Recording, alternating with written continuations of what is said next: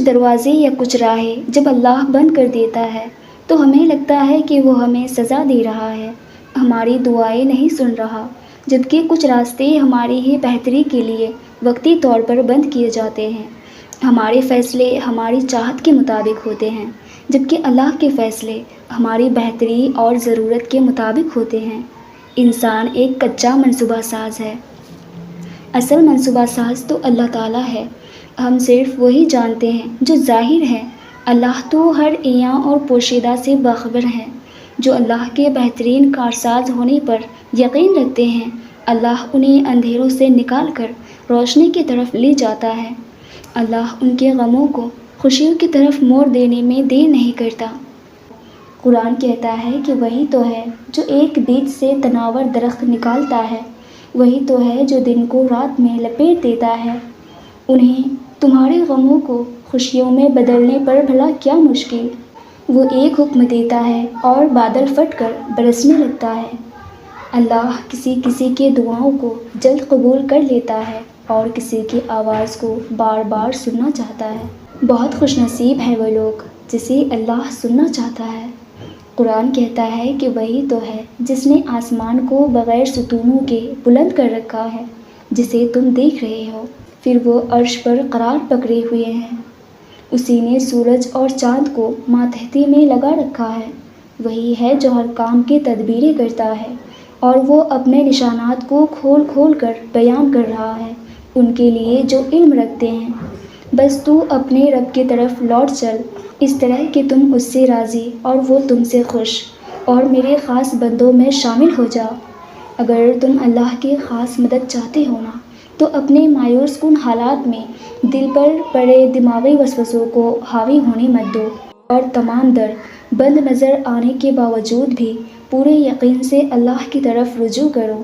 پھر وہ تمہارے لیے ایسے ذریعوں سے مدد بھیجے گا جن کے بارے میں تمہاری عقل گمان نہ کر سکتی ہو۔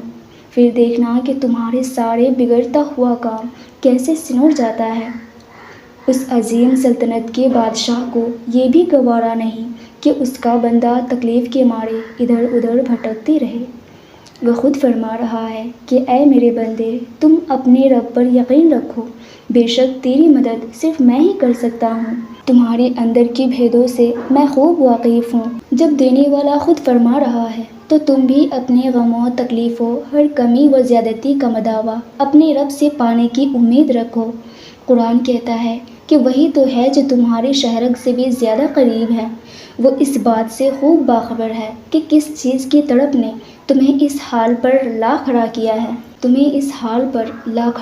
ہے، اللہ خود فرما رہا ہے کہ تجھے جو چاہیے مجھ سے ہی مانگ، میرے پاس تم اپنی خالی جھولی لے کر تو آ، پھر دیکھنا میں تمہیں ایسے نوازوں گا کہ جیسے تو نے کبھی کوئی غم کا درد چکھا ہی نہ ہو۔ قرآن کہتا ہے کہ اگر تم اپنے دل کو سکون اور تسلی سے منور کرنا چاہتے ہو تو اپنے پروردگار کا ذکر کیا کرو، اپنے فارغ وقت میں اس سے بات کیا کرو، پھر دیکھنا تمہیں اس قدر اطمینان بخشا جائے گا جو عارضی دنیا کے کسی بھی خوبصورت چیز میں نہیں ہے، اور اللہ تعالیٰ کے پاس ہی ہے غیب کی تمام کجیاں، اور وہی ہے جسے ہر چیز کی خبر ہے، چاہے خشکی میں ہو یا دریا میں، زمین کے تاریک حصوں میں ہو یا کھلا آسمان میں، اس سے کوئی بھی چیز نہا نہیں۔